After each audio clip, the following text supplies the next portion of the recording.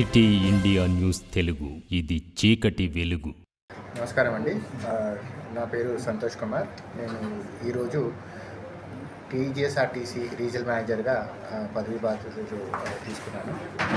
నేను గతంలో హైదరాబాద్లో, తర్వాత హెడ్ ఆఫీస్లో వివిధ శాఖల్లో పనిచేస్తూ పదవి ఉన్నతి మీద రీజనల్ మేనేజర్ మహబూబ్నగర్గా నేను రీజనల్ మేనేజర్ మహబూబ్నగర్గా నేను ఇక్కడ పోస్ట్ చేయడం జరిగింది. నన్ను ఈరోజు ఉదయం మహబూబ్నగర్, ఉమ్మడి జిల్లా మహబూబ్నగర్కి సంబంధించి 10 డిపోలకు మహబూబ్నగర్ రీజన్కి నేను మేనేజర్గా ఈరోజు ఛార్జ్ తీసుకున్నాను. మహబూబ్నగర్కి, ఉమ్మడి మహబూబ్నగర్ జిల్లాలో చూసినట్టయితే 10 డిపోలు ఉన్నాయి. ఈ 10 డిపోలు కూడా మహబూబ్నగర్ జిల్లాలో మహబూబ్నగర్ ఒక్కటే, నాగర్ కర్నూలు, గద్వాలు, నారాయణపేట్, వనపర్తి, మిగతా ఈ 4 జిల్లాలో మిగతా 8 డిపోలు మనకు స్ప్రెడ్ అయి ఉన్నాయి. గతంలోకి ఇప్పటికీ చూసినట్టయితే మహబూబ్నగర్ జిల్లాలో ఉన్న అన్ని డిపోలు కూడా బాగా పర్ఫామ్ చేస్తూ ఉన్నాయి. మహాలక్ష్మి పథకం మన గౌరవ ముఖ్యమంత్రి వారు లాస్ట్ ఇయర్ ఇదే సమయంలో స్టార్ట్ చేయడం జరిగింది. సో అందులో భాగంగా మరి మహబూబ్నగర్ జిల్లాకి సంబంధించి ఆ పథకం వల్ల మహిళా ప్రయాణికులకందరికీ మహాలక్ష్మి పథకం కింద ఏదైతే ఉచిత ప్రయాణం గౌరవ ముఖ్యమంత్రి గారు ప్రవేశపెట్టారో అందులో భాగంగా మరి మహబూబ్నగర్ జిల్లా ఇక్కడ ప్రాంతం వాళ్ళే కాకుండా హైదరాబాద్ నుంచి కూడా, లేకుంటే చుట్టుపక్కల ఉన్న అన్ని ప్రాంతాల నుంచి కూడా వాళ్ళకి ఎంతో మేలు చేయడం జరిగింది. పర్ఫార్మెన్స్ వైజ్ చూసినట్టయితే అక్టోబర్ లాస్ట్ ఇయర్ ఈ అక్టోబర్కి మనం కంపేర్ చేసుకున్నట్టయితే కిలోమీటర్స్ కానీ, లేకుంటే బస్సుల రోజు తిరిగే కిలోమీటర్లు, బస్సులో వచ్చే రెవెన్యూ, తర్వాత నెంబర్ ఆఫ్ ట్రిప్స్, ఇవన్నీ కూడా గణనీయంగా పెంచడం జరిగింది. గత 10 నెలల పర్ఫార్మెన్స్ మనం చూసినట్టయితే ట్రాఫిక్ ఎర్నింగ్స్ బిఫోర్ మహాలక్ష్మి మనకు last 10 months, last up to October చూసినట్టయితే సుమారు 42 కోట్లు ఉన్నది కాస్త 64 కోట్లకి మనకు పెరిగింది. అంటే సుమారు 22 కోట్లు మనకు లాస్ట్ ఇయర్తో కంపేర్ చేసినట్టయితే మనకు రెవెన్యూ పెరగడం జరిగింది. యావరేజ్గా 2 to 2.5 crores per day revenue ఇక్కడ మనకు మన జిల్లాలో వస్తుంది. అండ్ కిలోమీటర్లు కూడా పోయిన సంవత్సరం మనము మార్చి నుంచి అక్టోబరు 96 లక్షలు కిలోమీటర్లు తిప్పినట్టయితే ఈ సంవత్సరము 1,03,00,000, అంటే అదనంగా 20 లక్షల కిలోమీటర్లు మనం పెంచాం. ఇదంతా కూడా ట్రాఫిక్కి అనుగుణంగా, ప్రయాణికుల అవసరాల తగ్గట్టుగా మనము బస్సులని అదనంగా యాడ్ చేసి మనము తిప్పడం జరుగుతుంది. ఇంతకుముందు చెప్పినట్టు అర్నింగ్స్తో పాటు మనకు ఆక్యుపెన్సీ రేషియో, అంటే ఒక్క బస్సులో సగటున ఏ సమయానైనా ఎంతమంది ప్రయాణిస్తున్నారు అనేది మనం చూసినట్టయితే పర్సంటేజ్ ప్రకారం చూసినట్టయితే గతంలో 74 ఉంటే అది ఇప్పుడు 104 ఉంది. అంటే సుమారు 30% మనకు ఆక్యుపెన్సీ అన్నది మన బస్సులలో పెరిగింది. అలాగే కిలోమీటర్లు కూడా, అంటే ప్రతిరోజు ఒక బస్సు సగటున పోయిన సంవత్సరము 367 కిలోమీటర్లు తిరిగితే ఒక రోజున ఒక బస్సు, అది ఈ సంవత్సరంలో 397 కిలోమీటర్లు. అంటే ప్రతి బస్సు కూడా సుమారు 10% మనం అదనంగా కిలోమీటర్లు తిప్పుతున్నాం ప్రస్తుతానికి అయితే.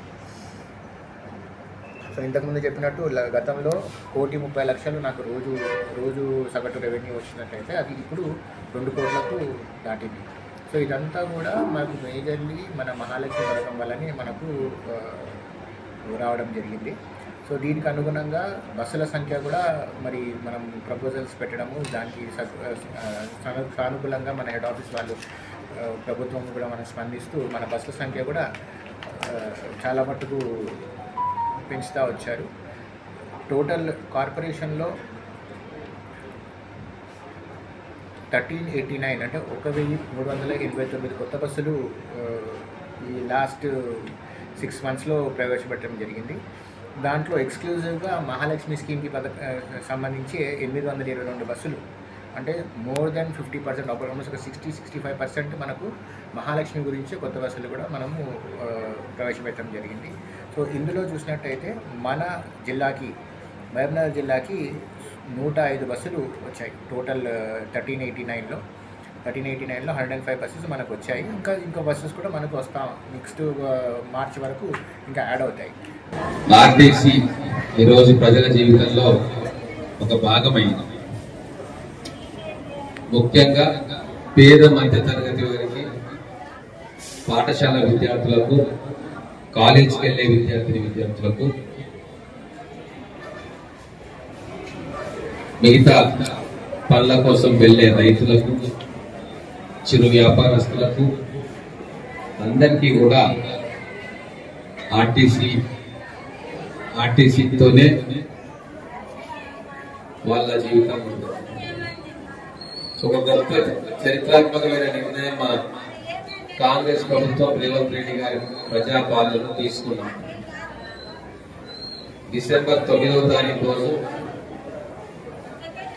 అసెంబ్లీ సాక్షిగా మొట్టమొదటిసారిగా మహిళలకు ఉచిత ప్రయాణం మా వాగ్దానంలో ఒకటి, మహిళలకు మేము ఇచ్చే గౌరవం, అది మొదలుపెట్టడం జరిగింది. మొదలు ప్రతిపక్షంలో ఉన్న పార్టీ, ముఖ్యంగా బీఆర్ఎస్ పార్టీ ఎద్దేవా చేసింది. మహిళలంట సీట్లు దొరకక కొట్టుకుంటున్నారట, మహిళలంట రికార్డింగ్ డాన్సులు చేసుకుంటున్నారట అని చెప్పి చాలా నీచాతి నీచమైన భాషలో మహిళలను కించపరిచిండ్రు, ఆర్టీసీ ఉద్యోగులను కించపరిచిండ్రు, మన మాతృ సమానంగా మనం భావించుకునే మన సంస్థను కించపరిచిండ్రు. ఇది మనందరం కూడా జాగ్రత్తగా గమనించాలి. ఈ రోజు అక్కడ చూసుకుంటే అక్క చెల్లెళ్ళు ఎంతమంది ఆర్టీసీ ప్రయాణం చేస్తా ఉన్నారు. రోజు కొన్ని లక్షల మంది ఇండ్ల నుంచి బయటకు వచ్చి తమ పనులను నిరభ్యంతరంగా చేసుకుంటా ఉన్నారు. ఎప్పుడైనా ఇక్కడ జరిగిందా? ఇప్పుడు ఈ రోజు అటు లెఫ్ట్ సైడ్ చూస్తుంటే తండోపతండాలుగా మహిళలు వస్తా ఉన్నారు. కొన్ని లెక్క ప్రకారం 101,31,000 మహబూబ్ నగర్ డిపో పరిధి నందు 1,35,31 ప్రయాణాలు జరిగినాయి మహిళల ద్వారా. 130 కోట్ల మంది మహిళలు ఈరోజు రాష్ట్ర వ్యాప్తంగా ప్రయాణం చేశారు. వాళ్ళు చేసిన ఆదా ఈరోజు దాదాపుగా 6,000 కోట్లు. ఇది నేను అసెంబ్లీలో చెప్పిన, ఫస్ట్ అసెంబ్లీలో ఎంతమంది, ఒక్క రోజు ఎంత అవుతుంది, నెలకి ఎంత అవుతుంది, సంవత్సరానికి ఎంత అవుతుంది, మా ప్రజాపాలన ముగిసే 5 సంవత్సరాల్లో ఎన్ని వేల కోట్లు ఆదా అవుతుంది, అది మహిళలకు మనం ఇస్తున్న కానుక కాదా అని చెప్పి ఆ రోజు నేను అసెంబ్లీలో చెప్పిన. అలాగే ఈ రోజు వేల కోట్ల రూపాయలకి చేరుకుంది. ఈ డబ్బు కుటుంబాలను నిలపడానికి ఉపయోగపడుతుంది, పిల్లల చదువుకు ఉపయోగపడుతుంది, వైద్యానికి ఉపయోగపడుతుంది, ఇంటి సామాన్ కొనుక్కోవడానికి ఉపయోగపడుతుంది, ఇంటి అవసరాలు తీర్చుకునేందుకు ఉపయోగపడుతుంది, లేదు పిల్లల పుస్తకాలు డ్రెస్సులు కొనడానికి ఉపయోగపడతాము.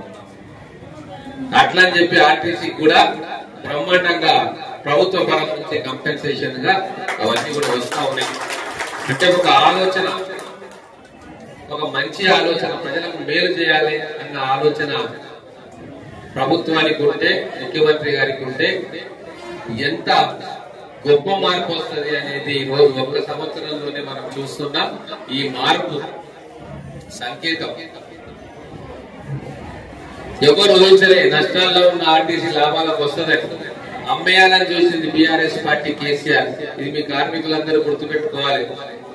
అమ్మేయాలని చెప్తే మీరు స్ట్రైక్ చేసిండ్రు, మిమ్మల్ని హింస పెట్టిండ్రు, అరెస్ట్ చేస్తా అని చెప్పి మీ కార్మిక నాయకులని చేసిండ్రు, మీ యూనియన్లు రద్దు చేసిండ్రు, మీకు ఇంక్రిమెంట్లు రాలే, బెదిరించిండ్రు, జైలకు పెడతామన్నారు, కేసులు పెట్టిండ్రు, మీ ఆస్తిని మీ నుంచి గుంజుకునే ప్రయత్నం చేసిండ్రు. నిజమా కాదా చెప్పండి అన్నమాట. డిపోలు అమ్ముదాం అనుకున్నారు, రియల్ ఎస్టేట్ సంస్థలకు ఇయనికి ప్రయాణం చేసిండ్రు. ఆల్రెడీ అక్కడ ఆర్మూర్లలో కూడా బీఆర్ఎస్ ఎమ్మెల్యేనే ఆ ల్యాండ్ మీద కాంప్లెక్స్ కట్టి బకాయి ఆర్టీసీకి రావాల్సిన డీజిల్ వంటి ఇవ్వకుంటే మేము గవర్నమెంట్ వచ్చిన వెంబడి దానికి తాళాలేసి అవన్నీ తీపిచ్చి ఆర్టీసీని కాపాడమే మన లక్ష్యం. మిమ్మల్ని కాపాడుకొని కార్మికులను కాపాడుకొని మా ప్రజలకు సేవ చేయాలన్న ఒకే ఒక లక్ష్యంతో ఈ ప్రభుత్వం పనిచేస్తా ఉంది. కాబట్టి మీరంతా మా బ్రాండ్ అంబాసిడర్. మిమ్మల్ని నిలబెట్టడానికి మేము ప్రయత్నం చేస్తా ఉన్నాం. మీకు సకాలంలో జీతాలు రావాలని మేము ప్రయత్నం చేస్తా ఉన్నాం. మీకు వచ్చే ఏదైతే గత ప్రభుత్వంలో పెండింగ్ లో ఉన్న డ్యూస్ కావచ్చు, మీ అలవెన్స్ కావచ్చు, ఈ ఒక్కసారి ఆర్టీసీ కూటపడ్డాక అన్ని కూడా మీకు వచ్చే ఏర్పాటు ప్రభుత్వం చేస్తుంది. మీరు కూడా పెరిగిన రద్దీకి భయపడకుండా మీ వాల్యుబుల్ సర్వీసెస్, మీ విలువైన సర్వీస్ ను ఆర్టీసీకి ఇస్తా ఉన్నారు. ఆర్టీసీ ఎంత రద్దీ అయినా కూడా కొలాప్స్ కాకుండా సజావుగా నడపడానికి మీరు గతంలో కంటే రెట్టింపు పనిచేస్తున్న విషయం ప్రభుత్వానికి తెలుసు. మీ శ్రమ ప్రభుత్వం గుర్తిస్తుంది, మీ శ్రమ విలువ ప్రభుత్వం అర్థం చేస్తుంది. కాబట్టి రాబోయే రోజుల్లో ఆర్టీసీకి స్వర్ణయుగం వస్తుంది. ఈరోజు దాదాపు 1500 బస్సులు ఒక సంవత్సరంలో ఇచ్చినాం. గతంలో ఈ రోజైనా ఏ ప్రభుత్వమైనా గొప్ప చెప్పుకునే కల్వకుంట్ల కుటుంబం ఒక్క సంవత్సరంలో 1500 బస్సులు ఇచ్చిందా? ఏ రోజు ఇచ్చిందా? ఆనంద్ గారు ఇవ్వలే. వాళ్ళు మిమ్మల్ని కించపరుస్తూ ఎద్దేవా చేస్తుంటే మిమ్మల్ని నిలబెట్టే ప్రయత్నం ఏం చేస్తాం. మీరు దయచేసి మీరు అర్థం చేసుకోవాలి. మీ ద్వారా మేము ప్రజలకు సహాయం చేయాలనుకుంటున్నాం, వాళ్ళ బ్రతుకులు మార్చాలనుకుంటున్నాం. దానికి మీరు సంధానకర్తగా ఉండాలని చెప్పి మీకు బాధ్యత ఇచ్చినాం, మీకు గౌరవాన్ని పెంచినాం. మేము మిమ్మల్ని గౌరవిస్తున్నాం. ఈ రోజు మీ బస్సులలో ప్రయాణించే కోట్లాది మంది అక్క చెల్లెళ్ళు మిమ్మల్ని దీవిస్తున్నారు. వాళ్ళ ఆశీర్వాదం మీకు, మీ పిల్లలకు ఇప్పటికీ ఉంటుంది. మీరు చేస్తున్న సేవ ఈ రోజు సమాజం గుర్తిస్తా ఉంది. గతంలో ఆర్టీసీ అంటే కొద్దిగా చిన్న చూపు ఉండే, కానీ ఈ రోజు కోట్ల మంది ప్రయాణికులు మీ సేవలను పొందుతా ఉన్నారు. కాబట్టి వాళ్ళందరి మధ్యలో మీ పట్ల గౌరవభావం, మీ డ్రైవర్లైనా, మీ కండక్టర్లైనా, ఈ డిపో మేనేజ్ చేసే వాళ్ళైనా, పారిశుద్ధ కార్మికులైనా, క్లీనర్లైనా, మెకానిక్లైనా, డిపో నడిపే వారైనా ఈ రోజు ఆర్టీసీ అంటేనే సమాజం గౌరవప్రదంగా మిమ్మల్ని చూసే రోజు ఈ ఒక్క సంవత్సరంలో మీరు చూసే ఉంటారు. అందుకే ఇక చాలా విప్లవాత్మకమైన మార్పులకు మేము శ్రీకారం చుట్టబోతా ఉన్నాం. లేటెస్ట్ టెక్నాలజీ కూడా మన ఆర్టీసీకి ఇవ్వాలని చెప్పి ప్రభుత్వం నిర్ణయం తీసుకుంది. మీకు ఎలక్ట్రిక్ బస్సులు కూడా త్వరలోనే వస్తున్నాయి. చాలా పెద్ద ఎత్తున ఆర్టీసీని ప్రజా సంక్షేమం కోసం, కార్మికుల సంక్షేమం కోసం, ఉద్యోగాల సంక్షేమాన్ని కూడా దృష్టిలో పెట్టుకుని విప్లవాత్మకమైన మార్పులు తీసుకురావాలని చెప్పి మా ప్రభుత్వం ఆలోచిస్తా ఉంది, మా మంత్రి గారు ఆలోచిస్తా ఉన్నారు, మా ముఖ్యమంత్రి ఆలోచిస్తా ఉన్నారు. ఈరోజు మహిళలు ప్రయాణం ఎక్కువ చేస్తా ఉన్నారు కాబట్టి మహిళలకు సంబంధించిన అన్ని ఫెసిలిటీస్ మనం ఇంప్రూవ్ చేసుకోవాల్సిన అవసరం ఉంది. మహిళలు బయటికి వెళ్తే కొన్ని స్వతహాగా కొన్ని ఇబ్బందులు ఉంటాయి. వాళ్ళ కోసం క్లీన్ టాయిలెట్ పెట్టాల్సిన అవసరం ఉంది, డ్రింకింగ్ వాటర్ ఇవ్వాల్సిన అవసరం ఉంది. వాళ్ళ పరిశుభ్రమైన పరిసరాలను మన డిపోలన్నింటినీ మన బస్ స్టాండ్ చేసుకోవాల్సిన అవసరం ఉంది. వాటి మీద మీరు దృష్టి పెట్టక అర్ధ గంటలో, పావు గంటలో, గంటలో ఆ బస్సు వచ్చే వరకు ఆ చంటి పిల్లలతో ఉంటాం. లేదు ఏమైనా ఫీడింగ్ చేసుకోవాలనుకుంటే చిన్నపిల్లలకి అక్కడ ఫీడింగ్ చేసుకుంటారు. ఎందుకంటే మీరు ఆల్రెడీ మహిళలకు సేవ చేస్తా ఉన్నారు. ఈ సేవ కూడా తల్లులకు చేస్తే మీకు పుణ్యం వస్తుంది, వాళ్ళు ఆశీర్వదిస్తారు, మిమ్మల్ని అభినందిస్తారు. ఇమ్మీడియట్ గా కార్యక్రమం చేయాలని చెప్పి మిమ్మల్ని కోరుకుంటూ, అలాగే ఇంకా ఏమేమి వసతులు మనం ప్రయాణికులకు కల్పించవచ్చు, ఏ రకంగా మన బస్ స్టాండ్ ని, మన బస్సులను, మన సర్వీసెస్ ని, మన డిపోలను, వారి సౌకర్యాలను మెరుగుపరచుకోవచ్చు ఆలోచన చేయండి. పాజిటివ్ మైండ్ తోటి ఆలోచించండి. బస్ స్టాండ్ పరిసరాలు పరిశుభ్రంగా ఉండేటట్టు చూడండి. ఆర్ఎం గారు, డిపో మేనేజర్ గారు ప్రతి 2-3 రోజులకు ఒకసారి ఇన్స్పెక్షన్ వస్తే ఖచ్చితంగా మన పరిసరాలు మెరుగుపడతాయి. వీలైతే ఒక ఆర్ఎంపీ డాక్టర్లో ఏమన్నా కూడా మన దగ్గర ఇక్కడ పెట్టుకోవచ్చు. ఒక్కోసారి ఏమవుతుందంటే సడన్ గా ఏదో ఒకటి వస్తుంది, ప్రయాణికులు తీసుకెళ్లి మళ్ళీ హాస్పిటల్ పోయే వరకు ప్రాణాలే పోయే ప్రమాదం ఉంది. కాబట్టి emergency care district head quarter bus stand లో కూడా ఏదైనా ఎమర్జెన్సీ కేర్ లాగా ఆలోచన చేయగలిగితే చాలా మంచి పేరు మనకు వస్తుంది. ఒక డాక్టర్ ఉండి సరైన సలహా ఇస్తే చిన్న టాబ్లెట్ తోటి వచ్చే హార్ట్ స్ట్రోక్ ఆగిపోతుంది, పోయే ప్రాణం ఆగిపోతుంది. కాబట్టి అటువంటిది కూడా మీకు వీలైతే ఆ పని కూడా చేయండి. మీకు ఏదైనా లోకల్ సపోర్ట్ కావాలా హాస్పిటల్ నుంచి అంటే నేను మాట్లాడుతాను, మీరు స్పేస్ ప్రొవైడ్ చేస్తే ఒక డాక్టర్ ఎప్పుడు కూడా బస్ స్టాండ్ లో ఉండేటట్టుగా నేను వాళ్ళతో మాట్లాడతాను. ఒక డాక్టర్ని కానీ లేకుంటే హౌస్ సర్జన్ విద్యార్థులను కానీ ఇక్కడ పెట్టే ఏర్పాటు నేను చేస్తా, లేదా అట్లీస్ట్ చెకప్ చేయడానికి ఒక నర్సుని ఇక్కడ ఏర్పాటు చేసుకోవచ్చు. కొత్త ఐడియాలతో ఎట్లయితే ప్రభుత్వం ముందుకు వచ్చిందో మీ డిపోలను కానీ మీ బస్ స్టాండ్లను కానీ ఇంప్రూవ్ చేసుకోవడానికి మీరందరూ కూడా కొత్త ఆలోచనలతో ముందుకు రండి. కొత్త ఆలోచనలు పంచుకోండి. రొటీన్ గా మనం ఉద్యోగం చేయకుండా ఒక సేవాభావంతో ఉద్యోగం చేస్తే ఖచ్చితంగా ప్రజల మన్ననలు పొందుతాం, ప్రభుత్వ మన్ననలు పొందుతాం. మీ సంక్షేమం కోసం మీ తరఫున ప్రభుత్వానికి కూడా మేము రిప్రజెంట్ చేస్తాం. చాలా విషయాల్లో గత 10 సంవత్సరాల్లో మీకు అన్యాయం జరిగింది. అందుకే మీరు అంత కసితోటి కోపంతో ప్రభుత్వాన్ని మార్చడంలో మీరు కూడా క్రియాశీలకమైన పాత్ర పోషించిందన్న విషయం మాకు తెలుసు. కాబట్టి మీ ప్రయోజనాలను కాపాడడంలో, మీకు మరింత ప్రయోజనాలు కల్పించడంలో ఒక ఎమ్మెల్యేగా కావచ్చు, ప్రభుత్వంలో ఉన్న వ్యక్తిగా కావచ్చు, మీ బాధలు నేను కూడా పంచుకుంటా, పై అధికారుల దృష్టికి తీసుకుపోతా, మా గౌరవ ముఖ్యమంత్రి గారి దృష్టికి, మా రవాణా శాఖ మంత్రి గారి దృష్టికి కూడా తీసుకుపోతాం. మీ పిల్లల ఎడ్యుకేషన్ లో కూడా కొన్ని ఇబ్బందులు ఉన్నాయి. గతంలో ఆర్టీసీ హాస్పిటల్ కట్టింది, దానికి మెడికల్ కాలేజ్ కావాలని చెప్పి నేను ప్రయత్నం చేస్తే ఆ ప్రయత్నం మధ్యలోనే వచ్చి ఆగిపోయింది టెక్నికల్ రీజన్స్ తో. ఈ విషయాల్లో కూడా నేను గౌరవ ముఖ్యమంత్రి గారితో మాట్లాడుతున్నాను. మీ పిల్లల ఎడ్యుకేషన్ విషయంలో ఏదైనా కాంక్రీట్ ప్రపోజల్ మీ దగ్గర ఉంటే అది నాకు షేర్ చేస్తే ఖచ్చితంగా పై అధికారులతో నేను మాట్లాడతాను. మీరు ఇంత కష్టపడేది మీ పిల్లల భవిష్యత్తు కోసం కాబట్టి వాళ్ళ భవిష్యత్తు కూడా బాగా ఉండేటట్టుగా, బ్రహ్మాండంగా ఉండేటట్టుగా ఆలోచన చేయాల్సిన బాధ్యత ప్రభుత్వానికి ఉంటుంది, మాకుంటుంది.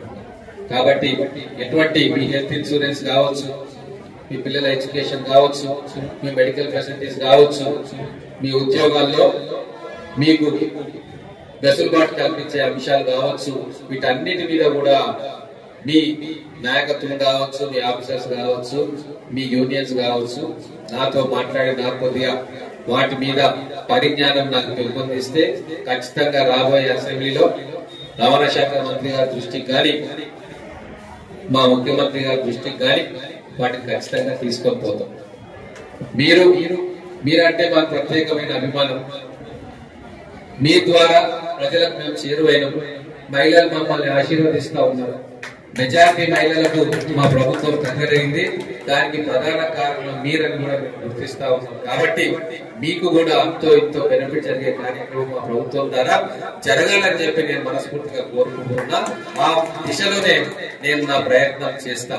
అన్ని ఒకేసారి కాకపోవచ్చు. ఓ సమస్యను పదే పదే ప్రస్తావించాల్సిన అవసరం ఉంది. ఎన్నోసార్లు అందరినీ కలవాల్సిన అవసరం ఉంటుంది. మెల్లమెల్లగా మన డిమాండ్ కావచ్చు, మనకు రావాల్సిన సౌకర్యాలు కావచ్చు, ఒక్కొక్కటిగా తీర్చుకుందాం. అందులో మీతో పాటుగా నేను ఉంటా. మీ సమస్యలన్నింటినీ పై స్థాయిలో తీసుకుపోవడానికి ఖచ్చితంగా నేను కృషి చేస్తానని తెలియజేసుకుంటూ, మళ్ళీ ఒకసారి ఈ మహబూబ్ నగర్ బస్ స్టాండ్ అనేది మొత్తం అన్ని జిల్లాల్లో కూడా best serviceable and cleanest bus stand, giving best facilities అనే దాంట్లో మనం మొదటి స్థానంలో లేదా మంది 2వ స్థానంలో ఉండాలని చెప్పి కోరుకుంటూ, ప్రత్యేకమైన శ్రద్ధ రీజనల్ మేనేజర్ గారు, డిపో మేనేజర్ గారు ఈ బస్ స్టాండ్ విషయంలో తీసుకోవాలి అని చెప్పి నేను కోరుకుంటా ఉన్నాను. అలాగే ప్రభుత్వానికి సంబంధించిన కార్యక్రమాల వివరాలను ప్రజలకు తెలిసేలాగా, వాళ్ళ కంట్లో పడేలాగా డిస్ప్లే బోర్డ్స్ కూడా మీరు స్పేస్ కేటాయిస్తే నేను వివిధ శాఖలకు చెప్పి ఇక్కడ డిస్ప్లే బోర్డులు ఏర్పాటు చేసే కార్యక్రమం చేస్తాం. ఇప్పుడు మా ఇబ్బంది ఒకటి ఉంది. గత ప్రభుత్వంలో బాగా చేసి రూపాయి ప్రచారం చేసుకున్నాం. వాళ్ళు దాంట్లో ఎక్స్పర్ట్స్ అయిపోయారు. దొంగ ప్రచారంలో ఎక్స్పర్ట్స్ అయిపోయారు. చేసింది ఏం లేదు 10 ఏళ్ళు, కానీ అద్భుతాలు సృష్టించామని చెప్పి ప్రజలు నమ్మే ప్రయత్నం చేసిండ్రు. ప్రజలు కొంత నమ్మిండ్రు కూడా. మా ఇప్పుడు ప్రభుత్వంలో ఒక డ్రాబ్యాక్ ఉంది. మేము 100 రూపాయల పని చేసినా కూడా చారానాలంతా కూడా మేము ప్రజలకు చెప్పుకోలేకపోతాము. మరి మేము గుర్తించినాం. కాబట్టి ఇది మన సమిష్టి బాధ్యతగా మీరు గుర్తించి ప్రభుత్వ పథకాలు ప్రజలకు చేరవేసే కార్యక్రమంలో మీ వంతు సహాయం కూడా మీరు ఇవ్వాలి. ఒక కాంప్రహెన్సివ్ ప్లాన్ నాకు తీసుకొస్తే బస్ స్టాండ్ మిషన్ లో ప్రభుత్వ ప్రకటనలు ఎక్కడ ఉండాలి ఏముండాలి అని చెప్తే దానికి కావాల్సింది ఏంటి, ఏ డిపార్ట్మెంట్ వాళ్ళని పిలిచి అక్కడ డిస్ప్లేలు ఏర్పాటు చేసే కార్యక్రమం చేస్తాం. బస్ స్టాండ్ అనేది కేవలం ప్రయాణానికి వచ్చిపోయే వ్యక్తిగా కావద్దు, విజ్ఞానాన్ని షేర్ చేసుకునే ఒక వేదిక కూడా కావాలని చెప్పి నేను కోరుకుంటా ఉన్నాను. ప్రభుత్వం చేసే పనులతో పాటు ప్రజలకు అవసరమయ్యే పనులు, విద్యా వైద్య పరంగా వాళ్ళకు ఇచ్చే సూచనలు, వాళ్ళకు బయట దొరకని సమాచారం కూడా ఈ బస్ స్టాండ్ లో వాళ్ళు గంట సేపు స్పెండ్ చేస్తే అంతో ఇంతో సమాచారం వాళ్ళకి చేరవుతుంది.